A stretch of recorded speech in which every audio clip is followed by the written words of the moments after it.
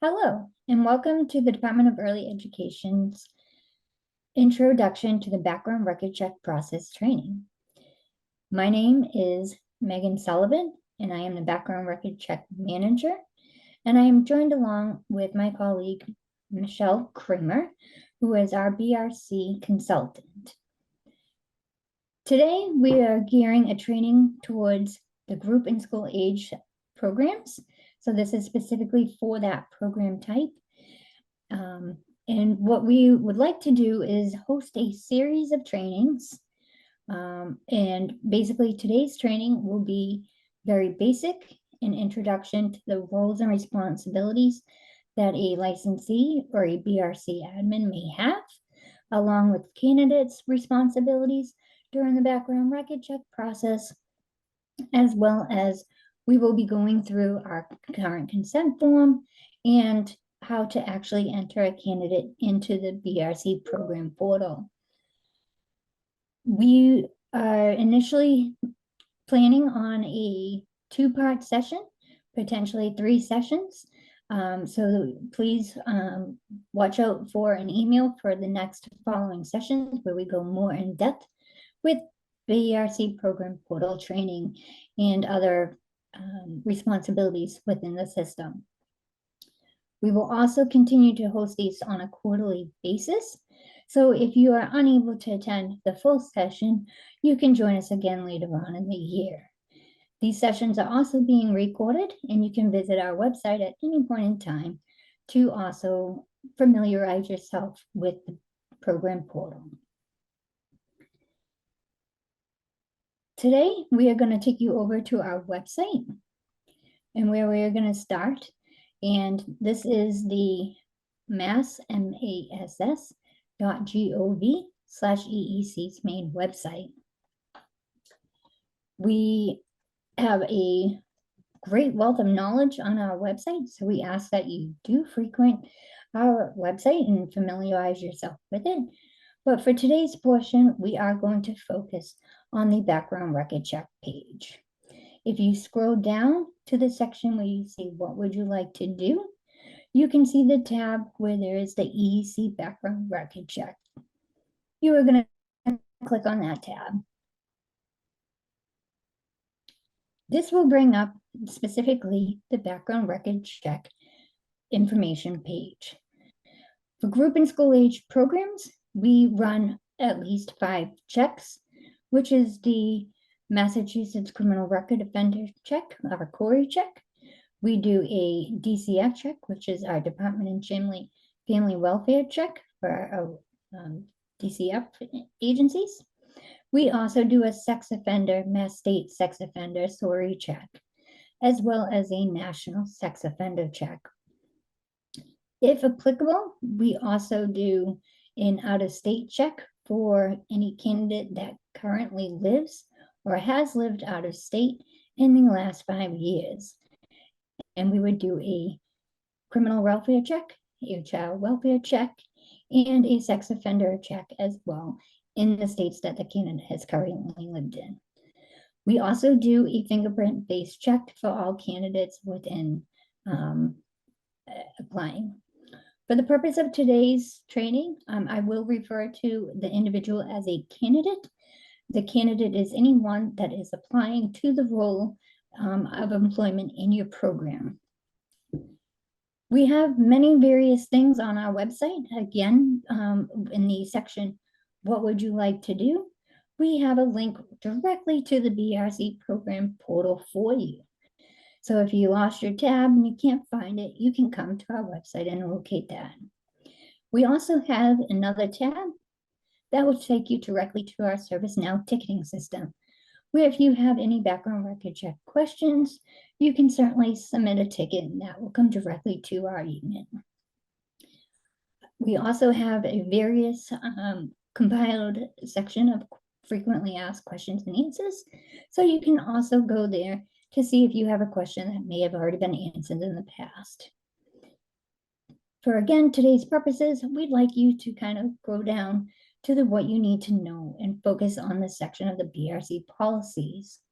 As a licensee or a BRC admin, it is very important that you focus and know our BRC policies and that you are in compliance with our BRC regulations and policies. We have various timelines that need to be complied with, as well as, again, we talk about the roles and responsibilities of a BRC admin. What I would like you to focus on in certain timeframes is any candidate that has not been fingerprinted within 21 days will be canceled out of the system within a 45-day process.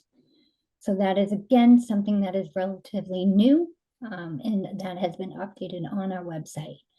So a candidate that has not been fingerprinted since 45 days of you submitting that consent form will be cleared out of the system and canceled, and they would have to reapply.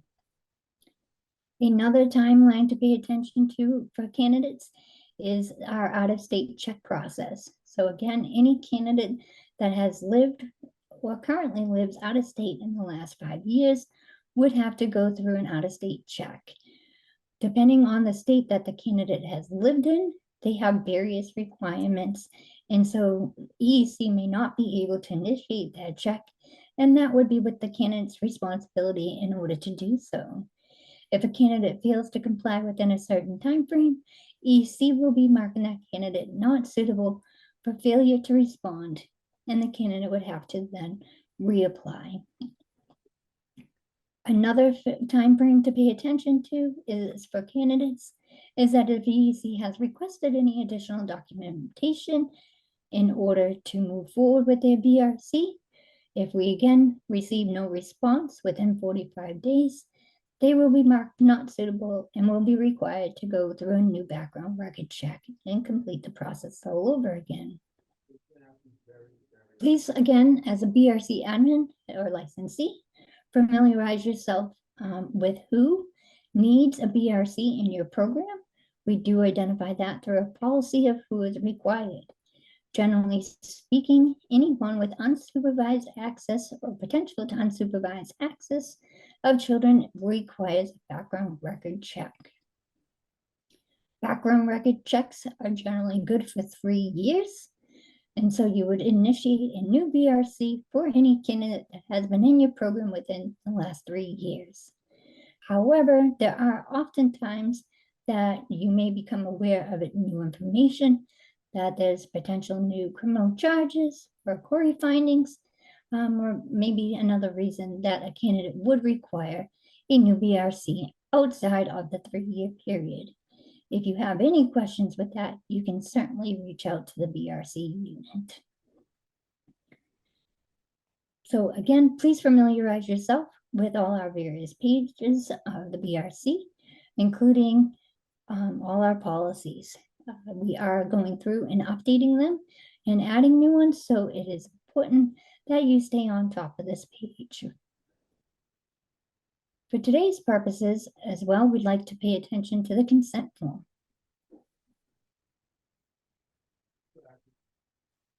The consent form is the first part of the background record check process. This consent form can be located in a program portal system, and we will show you where to locate that momentarily. However, you can certainly have this printed out or saved to your desktop so that you can email this or print it out to your candidates. Electronic filing is okay, so please note that. We do ask that you pay attention. We have revised this consent form a few times in the last few years, but the most current revision is from September 2023. And so again, if you are not using that most updated consent form, please go down to the program portal and obtain that consent form and have it. It is important that the candidate is consenting to the checks that we are currently running, and any outdated consent form may not have that information on it that we are requiring. The program can take the responsibility of the first portion, the lead program number. This P number can be located either in your lead portal or the background record check program portal. Either way, we do identify that P number for you, and that is specific to your actual location where you would want this candidate to be working. You may also pick any role that the candidate is applying for, and so you can fill that out for them. However, we do ask for the rest of the consent form that the candidate does fill that out themselves. I'd like you to pay particular attention to the personal information and make sure that you are highlighting that for your candidate. We ask that this section be filled out exactly how it appears on their photo ID, their legal not name and documentation. This will alleviate any potential setbacks at the fingerprinting agency that their name does not match their photo ID. Some people may have nicknames, and so they fill out the nickname. But again, we do ask that you do it exactly how it appears on your photo identification. So if you have a full middle name, you would put that. If you only have a middle initial on your ID, you would put that. We then ask that you fill out any aliases. An alias would include any past names that you have ever used, including a maiden name or a hyphenated name. If you've been married and divorced, you would use both names. Again, please list any and all names that you have ever used in the past. This also helps prevent delays in BRC processing time. The email address is one of the most important parts of this consent form as well, as it is a required field when entering into the program portal. It is important that this email address is legible, and so if it is being handwritten, make sure that you know exactly what that email address says so that you can enter it correctly.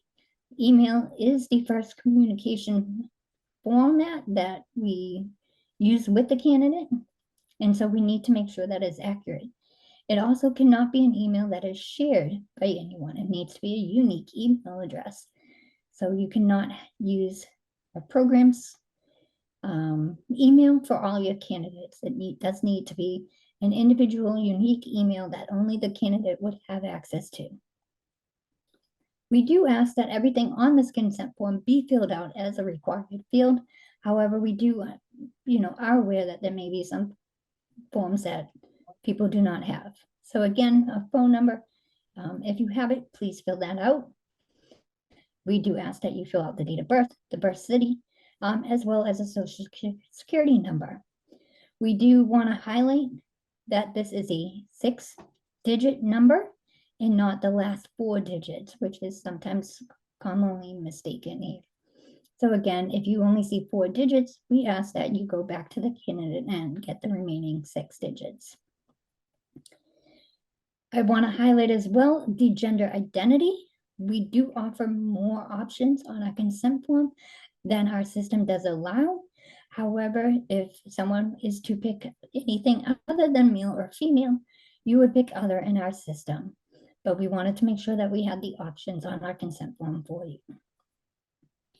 If you scroll down, you will come to our residential address. Again, that is where the candidate is currently living. If their mailing address is the same, they can just check that box. Otherwise, if they have a PO box or any other address where their mailing is, we ask that you also fill that out. The next section is the out-of-state address section that I briefly talked about earlier for out-of-state checks. Again, just to reiterate, this is for any candidate that currently lives outside of Massachusetts or in the last 5 years or currently lives outside of Massachusetts. If the candidate does not remember the exact day and month, we do just say that you use the first date of the month in the year, and that's what we'll go by. And again, please list any and all states that they may have lived at within the last 5 years. We then ask that the candidate reads everything in regards to the checks that we are running and that they are in actual agreement and signs the consent form. I do want to note that for anyone under the age of 18 does require a parent or guardian signature as well. So please obtain that if you are hiring anyone under the age of 18. Again, this can be electronically signed or you can have the candidate handwritten that out and that you obtain a copy for your files. We will now bring you to the introduction of our background record check program portal system, where we would enter a new candidate at this time. Thanks, Megan. Okay.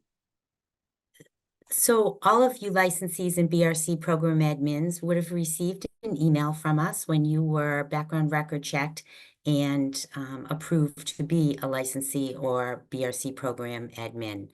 In that email, you will have the link to the BRC program portal.mass.gov. That is the location of the program portal. And when you land on that, it looks just like this. I'm just going to quickly switch mine to a training environment so that I'm not utilizing production data during this session. You will land on a page that looks just like this.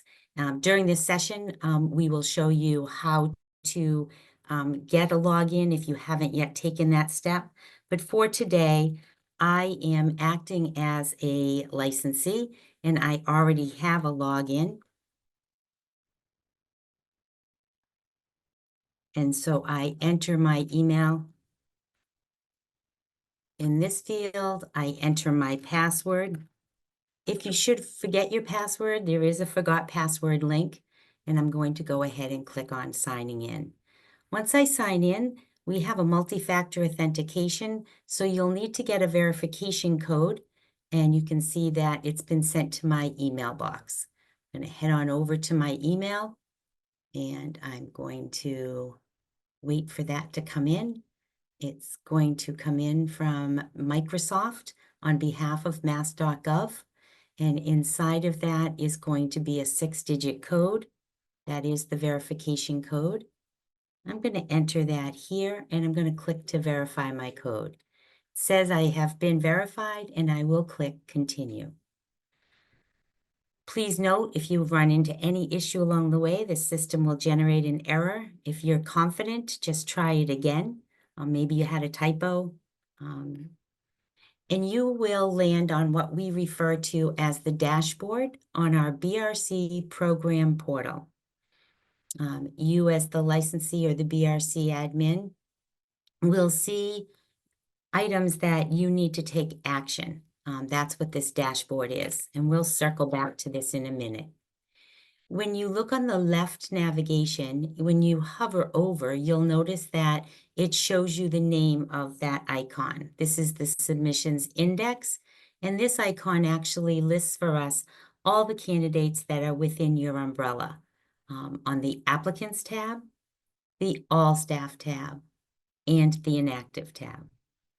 Applicants are those that are in process or waiting for you to make a hiring decision.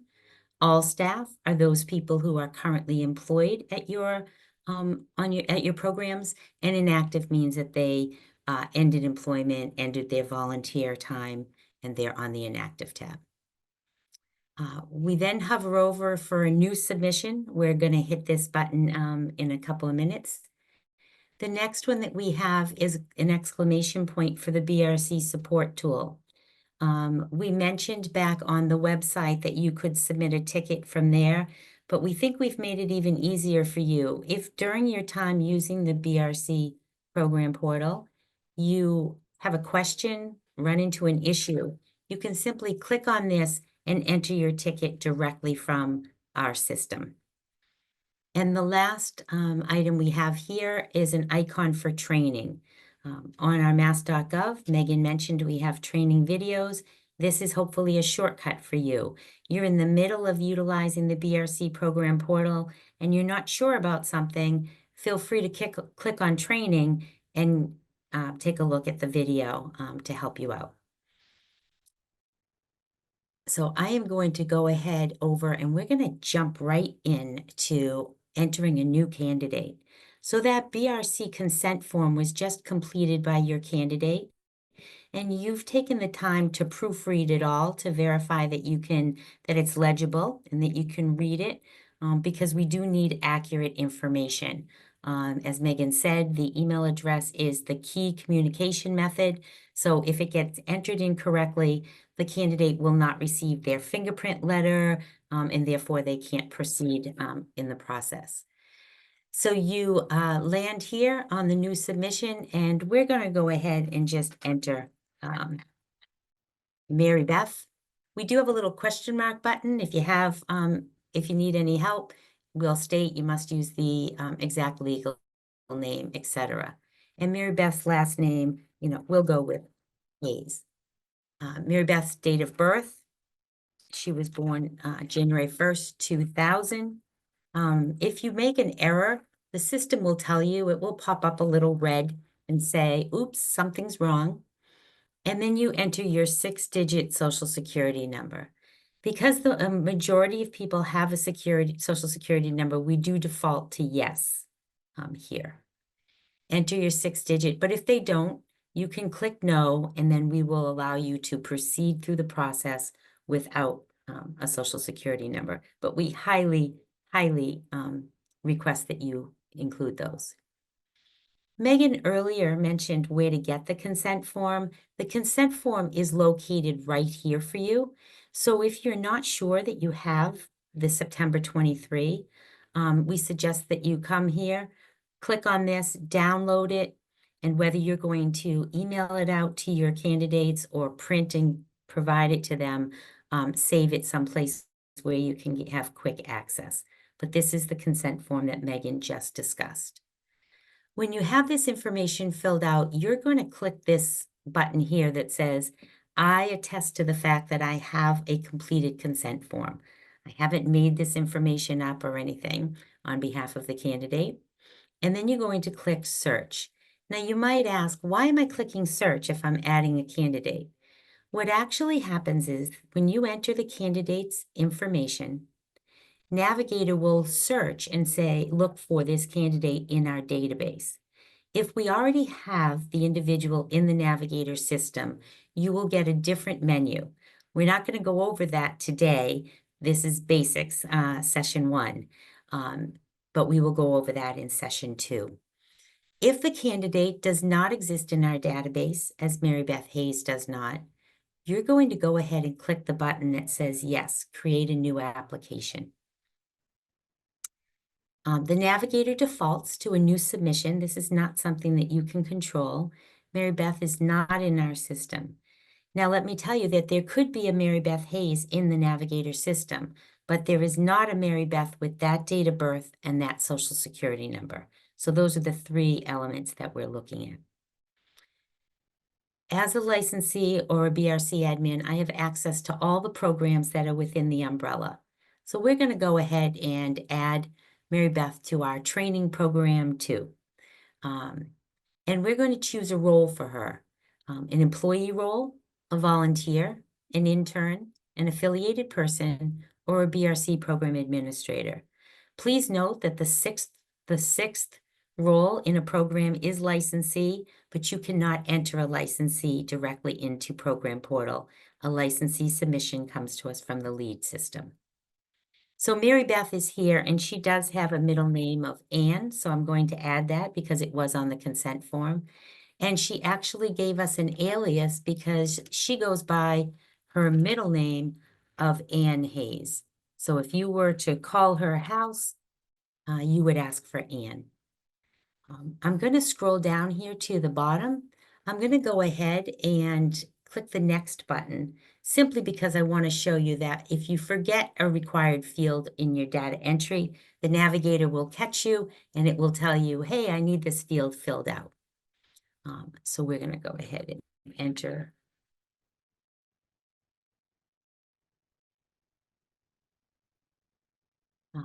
The date of birth you already provided. I'm sorry, the mobile phone number again. Please enter the phone number if you have it. The city of birth and the state of birth are what we default to a U.S. Born. But if your candidate was not born in the U.S., you simply click no and enter their country of birth.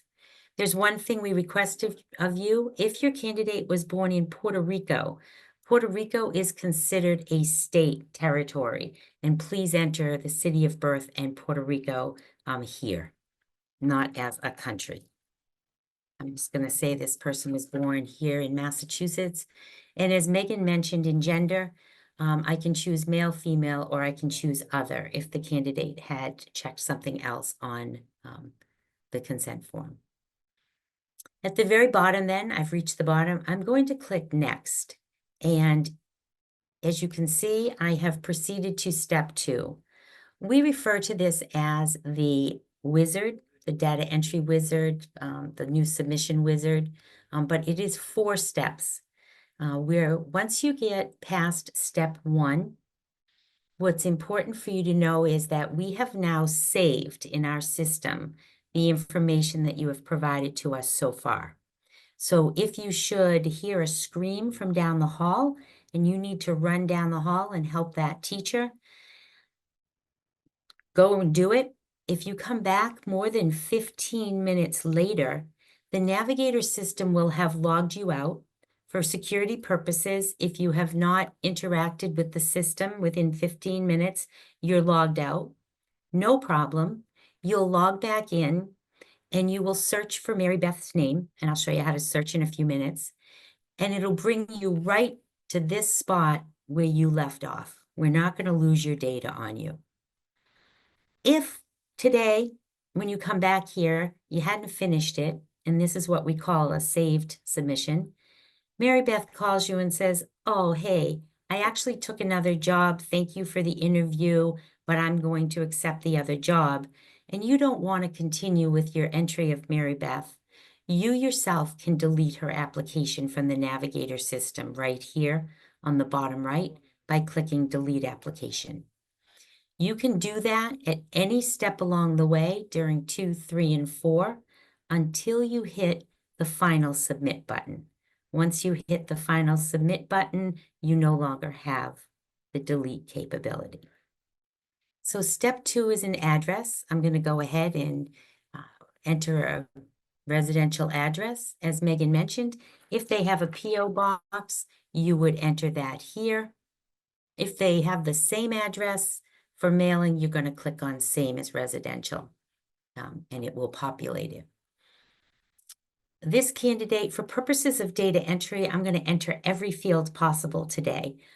So let's say that this candidate did live out of state in the last 5 years. What's important to know is that if this candidate lived in California right now, you do not have to re-enter that address in the out-of-state section. We grab the out-of-state from their current residential, if it is such a thing. Let's put them back to Massachusetts. So we're going to scroll down here. And as Megan said, if you do not know, or they did not know, the exact date that they started living in a state and ended, just use the 1st of the month. And we're going to go ahead and say that this candidate lived out of state from January 1st of 2018 to March 12th of 2024. Now, this is more than 5 years ago. We basically ignore the from date. It's this end date. If that's within 5 years, we will process the out-of-state check. Let's just grab an address for this person. And I'm going to just, for cheating purposes, I hope you don't mind, I'm going to enter Stoneham, Kansas. So this is an out-of-state address. And I'm going to click Add. You'll note that it now shows me this information right here. And while I say, please proofread your information as you're entering, I know that phones ring, people come in and interrupt us, so do the best you can. But this gives you an opportunity to say, oh, darn, that's the wrong zip code. If that's the case, you're just going to hit X, it'll delete it, and you're going to re-enter it. So you don't have to worry about entering something that's wrong. I'm going to go ahead and click Next because this is the one and only state within the last 5 years. The next step that we reach is the identity step. And the first thing I want to mention is that we have this document here, which shows you all the primary identification documents that are accepted and allowed by the FBI.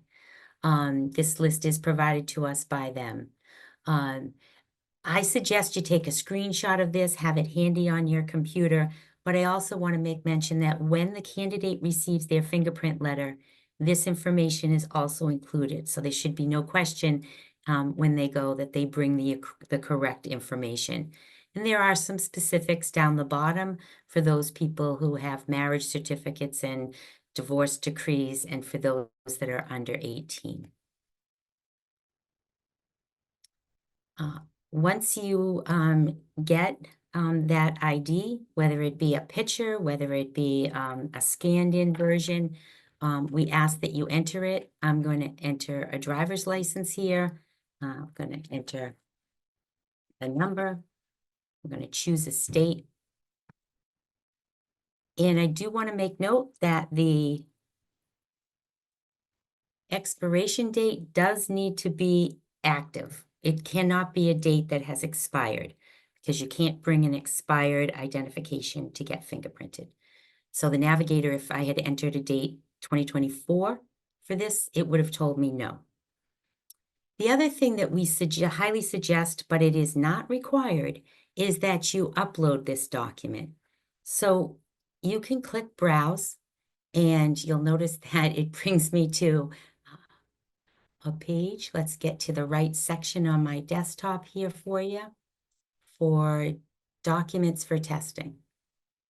And I have a whole bunch, and I want to mention that we allow PDFs to be uploaded. We allow JPEGs, which is a type of picture. We allow PNGs, another type of picture, TIFFs. We also allow Word docs and Excel files. We do not allow PowerPoint presentations to be uploaded. So this is a driver's license. I just happen to have a sample here. I'm going to click Open, and you'll notice that it states driver's license JPEG. You're not done yet, though. You need to submit this. I'm going to go ahead and click Submit. I'm just going to scroll down so you can see this. And I now have the driver's license that has been uploaded. I'm going to go ahead and click Next. If you are uploading something, for example, the Commission for the Blind requires 2 pieces of identification. So if you had chosen that, you might actually click and upload a second document. We're going to upload one. And we're going to move on to the last step in the process, which is the consent step. We highly recommend, again, that you upload the consent form. What this does for us is that it allows us, if there's any issue during the background record check process, we can swing back and look at the consent form. And we might find a typographical error on the date of birth or on the email address. And that will allow us to keep the process moving quickly and swiftly. So please upload it. Again, you upload by clicking Browse. You pick consent form wherever you've saved it on your computer, your drive, and then you go ahead and click Submit. And you will notice that I now have the consent form here. There's nothing else to do on this page except to actually submit this application for the candidate. When you click Submit Application, it comes up with a message. You're almost done, and we do provide a warning. Please make sure that your information is accurate. If you feel as if you've not proofread along the way, then you want to hit Cancel and go back through the 4 tabs.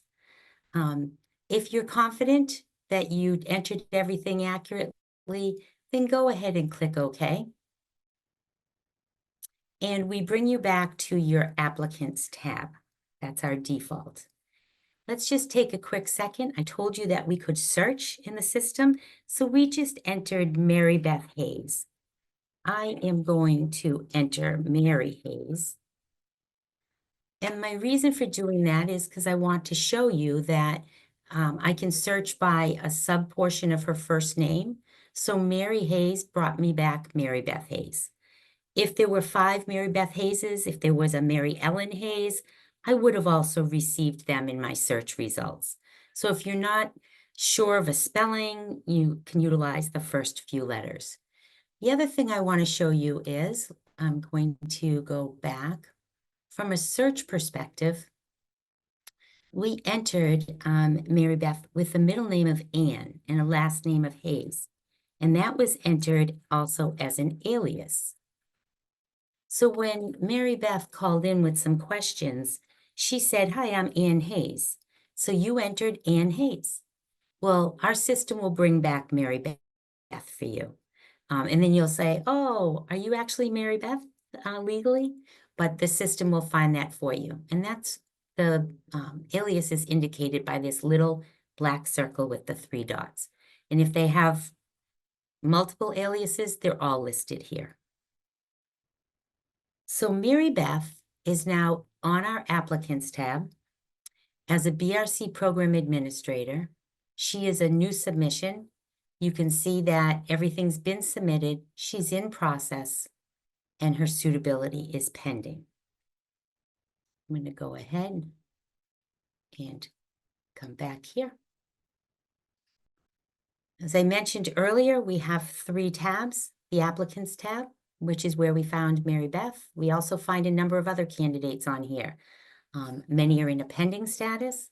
I want to make a note that this is 2 submissions that are in a saved status. These are the people that you were partway entering when you got that emergency call to come down the hall and help out.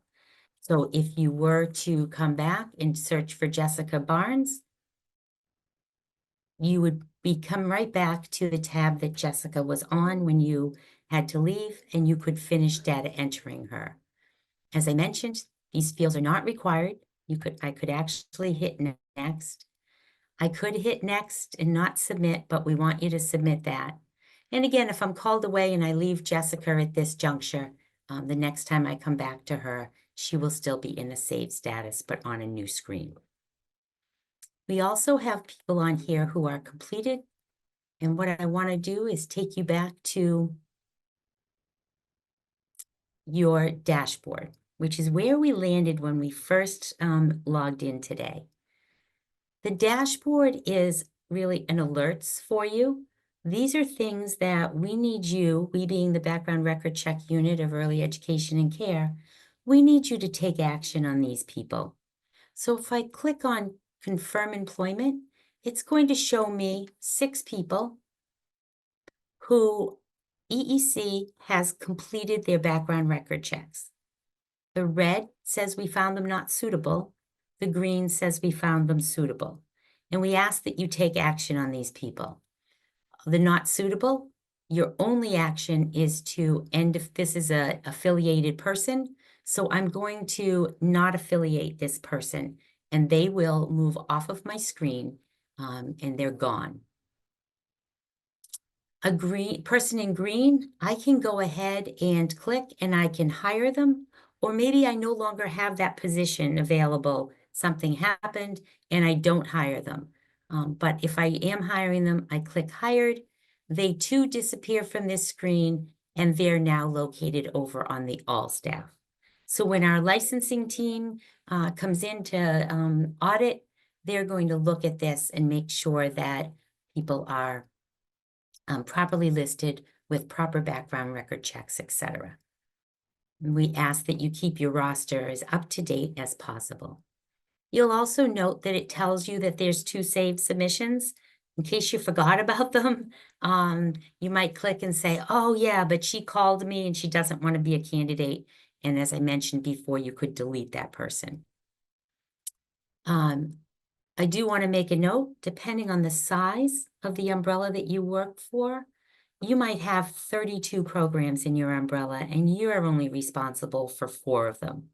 Or maybe you only have 1 or 2 or 3 programs and you are responsible for all. When you log in here, you see the data for every program in the umbrella. If you are one of those folks who has a lot, you can specifically look for one program. I'm going to just choose training program 1. And now I am only seeing the data specific to that one program. Maybe I'm not responsible for training program 2, and I don't want to see that data. It all depends on how you like to work. You might want to just look at everybody, or you might want to look at it by program. The next thing I want to do before we close out is I want to go back, and you'll notice here that Elizabeth Dupree, I'm actually going to hire her. which is going to put her onto our All Staff tab.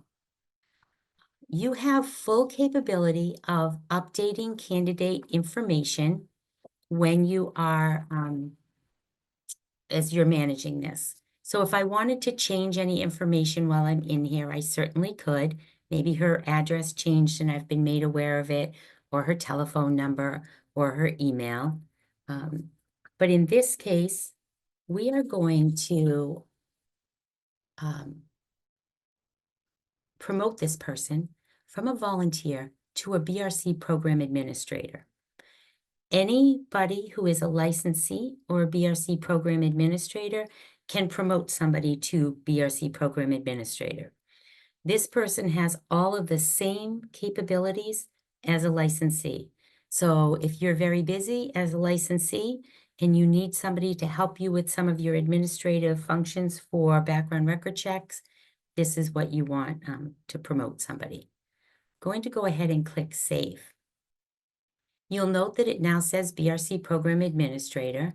If I go back to the roster for Elizabeth Dupre, you'll notice that she's listed as a BRC Program Administrator on your roster now as well. Now, Elizabeth is going to receive an email. Let's see. There it is. Elizabeth is going to receive an email that comes from the EEC Background Record Check Unit. This is the same email that you as a licensee or BRC admin received when you were first provisioned.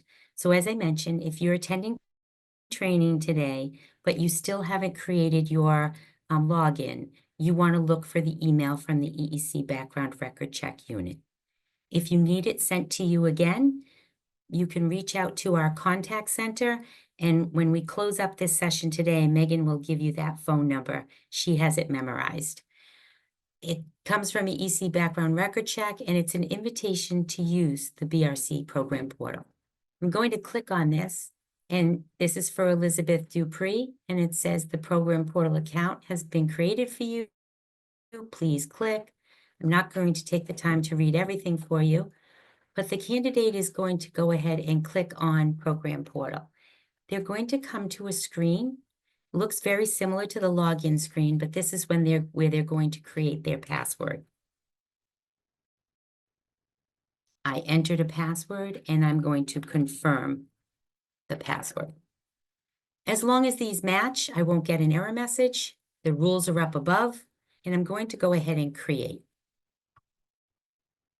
It says that the verification is necessary, so I'm going to ask for that verification code, just like I did when I logged in at the beginning, the multi-factor, and I'm going to go back to my email. And here comes the email verification code. I'm going to grab this number. You can copy and paste it, or you can simply remember it and come back here and enter it. You can type it in. If you're not sure about your memory, you can paste it in. I'm going to go ahead and click Verify Code. You'll notice that it verified for me, which means I'm good. I had the right number. I do want to make note that the verification is good for 5 minutes. So again, if you get a verification in your email and then you go to lunch, when you come back, you'll need to get another verification code because they are only good for a 5-minute period of time. I'm going to go ahead and click Continue, and you'll notice that Elizabeth Dupre is now logged in instead of Michelle Kramer. She's the GSA umbrella in the training, and she has that same menu that you have when you were logging in. She has the same programs, and she can do all of the same work that you do. And so for our session 1, that was entering a new candidate and helping you with the login process. I look forward to seeing you in session 2, and I'm going to turn it back to Megan to close us out for today. Again, thank you for joining us.